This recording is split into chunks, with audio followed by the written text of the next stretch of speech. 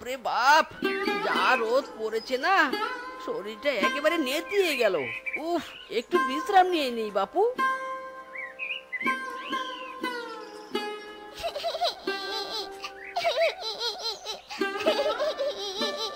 আরে, এই নির্জন জঙ্গলে বাচ্চার কান্নার আওয়াজ কি করে আসলো? হ্যাঁ,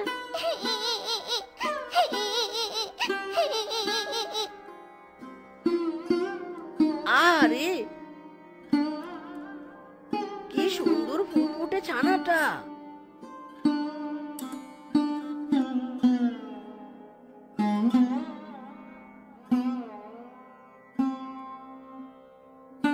কি বলছো গো? এত ফুটফুটে ছানাটা জঙ্গলে পড়েছিল? মাথায় রাজকীয় মুকুটটা দেখে তো মনে হচ্ছে এ ছানা কোনো রাজবংশের। জানি না গো বউ, কোন রাজ্যের রাজকন্যা এই গরিবের ঘরে এলো। দেখো, ছানাটা তোমার কোলে যেতে না যেতেই কেমন শান্ত হয়ে গেল। হ্যাঁ, বাড়ি লক্ষ্মীমন্ত ছানাটা। আর সব ছানাই মায়ের কোল পেলে শান্ত হয়ে যায়। ওগো, ছানাটাকে তো ঘরে নিয়ে এলে, কিন্তু আমাদের তো নুন আনতে পান্তা পুরোই। এই ছানাটার ভরণ পোষণ চালাবে কি করে গো? অনেক খরচাপাতি প্রয়োজন। তুমি সেসব নিয়ে ভেবো না তো বউ। এই গরিবের ঘরে যখন রাজকন্যার আশ্রয় মিলেছে, তখন খাবারটাও ঠিক মিলবে।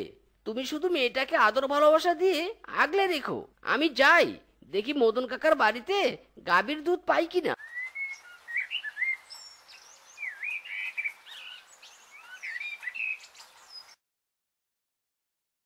ওগো, এই নাও তোমার খাবার। আজ বেশি কিছু রাঁধতে পারিনি, ঘরে শুধু আলু ছিল, তাই আলু ভর্তা ভাত রেঁধেছি। দুপুর হলে খেয়ে নিবে, কিন্তু না খেলে শরীর খারাপ হবে। বউ, তোমার খুব কষ্ট হচ্ছে তাই না? সেই কদিন এক নাগারে আলু ভর্তা ভাত খাচ্ছ, আর কটা দিন কষ্ট করো, ফসল ঘরে তুলে ভালো মন্দ কিনে আনবো গো। আহা, কিসের আবার কষ্ট? আমাদের কপালে তো তবু আলু ভর্তা ভাত জোটে, আর কতজনের কপালে যে সেটুকু জোটে নে গো। তাই বিধাতা যেমন রেখেছে তাতেই আমি খুশি। সত্যি, তোমার মতো বউ পেয়ে আমি গর্বিত, যে কিনা স্বামীর ঘরে আলু ভর্তা ভাত খেয়েই খুশি। যাকগে, এবার চলি, মেয়েটাকে দেখে রেখো কেমন। ঠিক আছে, সাবধানে যেও।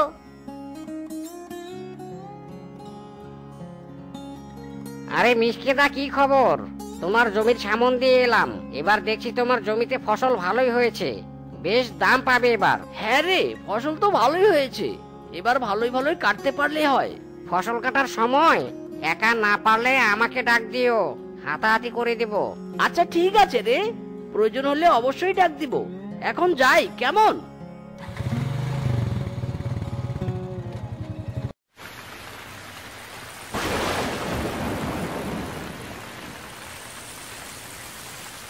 ওগো, তাড়াতাড়ি ওঠো, দেখো বাইরে কেমন বৃষ্টি হচ্ছে আর মেঘ ডাকছে। ওগো, তাড়াতাড়ি ওঠো, দেখো বাইরে কেমন বৃষ্টি হচ্ছে আর মেঘ ডাকছে। আরে আরে, বৃষ্টি শুরু হলো কখন? আমাকে এখনই জমিতে যেতে হবে। ওগো, বাইরে জোরে জোরে বজ্রপাত হচ্ছে, তার সাথে শিলা বৃষ্টিও। তুমি এই অবস্থায় বাইরে যাবে কি করে গো?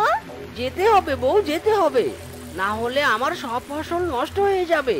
যে করে হোক ফসল বাঁচাতে হবে। তুমি চিন্তা করো না, আমি ছাতা নিয়ে যাচ্ছি, আমার কিচ্ছুটি হবে না বউ। বাপ রে, কি বড় ঝড় উঠেছে রে বাপ। হায় হায় রে, আমার এ কি সর্বনাশ হলো রে। এখন আমি কি করব? এদিকে ঘরে তো বেহাল দশা, আর ওদিকে ও এখনো এলো নি। ওর আবার কোনো বিপদ হলো নি তো? এই বাচ্চাকে নিয়ে তো বাইরে বের হওয়াটাও ঠিক হবে নি।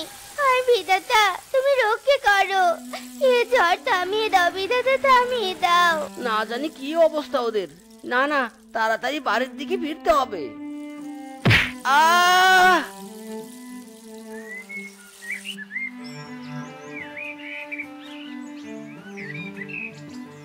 ওগো, তুমি এসেছো, আমাদের যে সব শেষ হয়ে গেল। এক রাতের ঝড় যে আমাদের মাথার ছাদ কেড়ে নিল। ওগো, তোমার কপালে কিসের চোট লেগেছে? তুমি ঠিক আছো তো? একটু একটু গাছের ডাল লেগেছে, তেমন কিছু হয়নি। তোমরা ঠিক আছো তো? আমার মেয়ে ঠিক আছে তো? ভাগ্যিস সময় মতো ঘর থেকে বেরিয়েছিলাম, নয়তো এই বাচ্চাটাকে বাঁচাতে পারতাম নে। গাছের ডালের নিচে চাপা পড়ে যেতুম। ওগো এবার কি করবে? আকাশে তো এখনো মেঘ আছে, মনে হয় আবারও বড়সড় ঝড় উঠবে। চাঁদের ব্যবস্থা না করলে আজও বৃষ্টিতে ভিজে কাটাতে হবে। বউ তুমি চিন্তা করো না, আমি অল্প কিছু ফসল বাঁচাতে পেরেছি। দেখি এগুলো বিক্রি করে কিছু করতে পারি কিনা। ফসল বিক্রি করে মাত্র 200 টাকা পেলাম। এই টাকা দিয়ে তো একটা বাঁশও কিনতে পারবো না। মাথার ছাদ বানাবো কি করে, আর পেটের খাবারই বা কি করে জোগাড় করব? ওই তো বাঁশের থোপ। আমি বরং এক কাজ করি, ওখান থেকে কটা বাঁশ কেটে নিয়ে যাই, আর এই টাকা দিয়ে খাবার আর মেয়েটার জন্য ঔষধ কিনি। মেয়েটার শরীর বেশ গরম দেখলাম।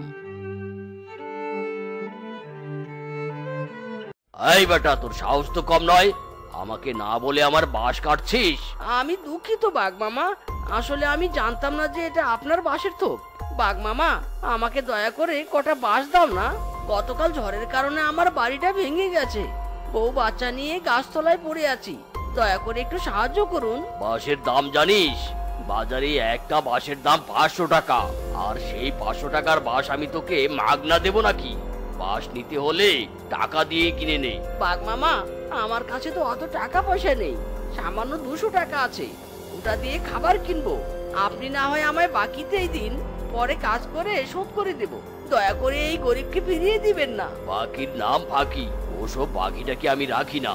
টাকা যখন নেই তাহলে গাছতলায় গিয়ে থাক, আমার বাঁশের থোপের কাছে যেন আর তোকে দ্বিতীয়বার না দেখি। যা, চলে যা বলছি।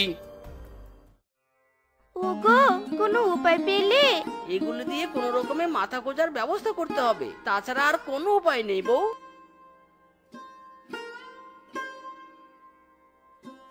ওগো যে হারে বৃষ্টি শুরু হলো, এই পলিথিনের ঘরে আর কতক্ষণ টিকে থাকবো গো? যতক্ষণ থাকা যায় আর কি।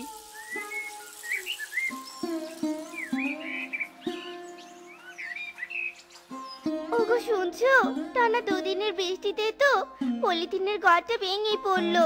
এবার কি করবো গো? বউ, এটা তো হওয়ারই ছিল। সামান্য চেরা পলিথিন কি আর এত বড় ঝড় সামলাতে পারে? এদিকে কোনো কাজ কাম পেলাম না। যাই হোক, তুমি চিন্তা করো না বউ, আমি ঠিক একটা ব্যবস্থা করছি। কিরে, কি খবর তোর? তোমার যে হাল আমাদেরও একই হাল।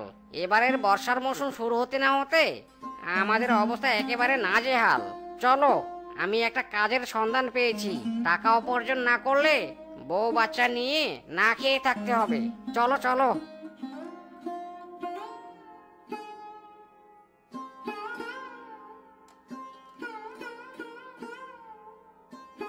বউ, আজ কাজ করে দুটো বাঁশ কিনতে পারলাম, আজ খাবার কিনতে পারিনি বউ। আজ খাবারের চিন্তা করতে হবে নি গো। এই দেখো, খাবার খুঁজতে গিয়ে আমি 1 বস্তা পচা তরমুজ কুড়িয়ে পেয়েছি। এর ভিতরে কিছু অংশ ভালো আছে, এগুলো খেয়ে আজকের দিনটা চলে যাবে। বাহ, তরমুজের খোসাগুলো তো বেশ শক্ত। বউ, আমি যে দুটো বাঁশ এনেছি তাতে করে তো পুরো বাড়ি তৈরি করা যাবে না। আমি বরং এক কাজ করি, তরমুজের খোসাগুলো দিয়ে চালটা বানিয়ে ফেলি, তাহলে দুটো বাঁশ দিয়ে হয়ে যাবে। হ্যাঁ ঠিক বলেছো, তরমুজের খোসাগুলো শক্ত আছে, ঝড় হলেও ভেঙে পড়ার সম্ভাবনা কম আছে। যাক বাবা, অবশেষে কষ্ট করে হলেও একটা শক্ত মজবুত মাথার ছাদ বানাতে পারলাম।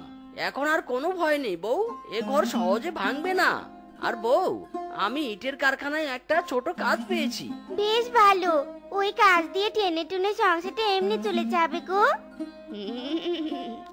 অবশেষে সন্ধান পেলুম। মহারাজ, আমি সন্ধান পেয়েছি, তাড়াতাড়ি চলুন আমার সাথে। কি বলছো বুড়িমা, তুমি সন্ধান পেয়েছো? কারা আপনারা, আর এখানে কি চাইতে এসেছেন? আমাদের রাজকন্যাকে নিতে এসেছি, ফিরিয়ে দাও আমার কন্যাকে, ফিরিয়ে দাও। রাজকন্যা মানে? মানে তোমার ঘরে যে রাজকন্যাকে এতদিন আগলে রেখেছো, সেই আমার রাজ্যের একমাত্র রাজকন্যা, আমাদের সন্তান। অনেকদিন আগে পিকনিক করতে এই বনে এসেছিলাম, আর এক পেতনির ফাঁদে পড়ে যাই। আমাদের সন্তানকে বাঁচানোর জন্য এক গর্তে ফেলে রাখি, কিন্তু পরে এসে দেখি সেই গর্তে আমার সন্তান নেই। অনেক খোঁজাখুঁজি করে কোথাও পাইনি, অবশেষে এই বুড়িমার কাছে সন্ধান পেলাম। ফিরিয়ে দাও, ফিরিয়ে দাও আমাদের হারিয়ে যাওয়া সন্তানকে, ফিরিয়ে দাও। দয়া করে ওকে নিয়ে যাবেন নে, ওকে আমি অনেক ভালোবেসে ফেলেছি, ওর মায়ায় জড়িয়ে গেছি, ওকে ছাড়া আমি থাকতে পারবো নে। বউ, মায়া বাড়িয়ে লাভ নেই। ওনারা তো ওর নিজের বাবা মা, ওনাদের অধিকার আছে। তুমি ওনাদেরকে ওনাদের সন্তান ফিরিয়ে দাও। না না না, আমি যাব না মা, মা, বাবা, আমি যাব না। আমি কি ছেড়ে নাও মা, মা, আমি যাব না। মহারাজ, রাজকন্যা যেভাবে কাছে মনে হয় নে তাকে আপনাদের কাছে রাখতে পারবেন। আসলে ছোট থেকেও এই শিয়ালের পরিবারে বড় হয়েছে, এদের প্রতি তাই এত টান হয়েছে ওর। এত সহজে এই মায়া কাটাতে পারবে নে। আপনারা না হয় এখানে রেখে যান ওকে। রানী, তোমার মতামত কি? তুমি যা বলবে তাই হবে। আমার রাজকন্যা যেখানে ভালো থাকবে সেখানেই আমি রাখবো। আমি চাই না আমার জন্য আমার ছোট রাজকন্যা কষ্ট পাক। আবার যে ফিরে পেয়েছি আমার রাজকন্যাকে, এটাই অনেক। এই নাও, আমি আমাদের রাজকন্যাকে তোমাদের হাতেই তুলে দিলুম। ঠিক আছে, আমার রাজকন্যা যখন তোমাদের কাছে থাকবে, তাই আমার রাজকন্যার সকল ভরণ পোষণ তোমাদের কাছে পাঠিয়ে দেব। মাফ করবেন রাজামশাই, ও শুধু আপনাদের রাজকন্যা না, ও আমাদেরও সন্তান। আপনারা কোনো চিন্তা করবেন না, গরিবের ঘরে এই রাজকন্যা দুধে ভাতে থাকবে, কোনো কষ্ট পেতে দিব না। যাক, তবে নিশ্চিন্ত হতে পারলাম। তবে আমরা মাঝে মাঝে দেখতে আসবো। ভালো থাকিস মা। রানী, চলো।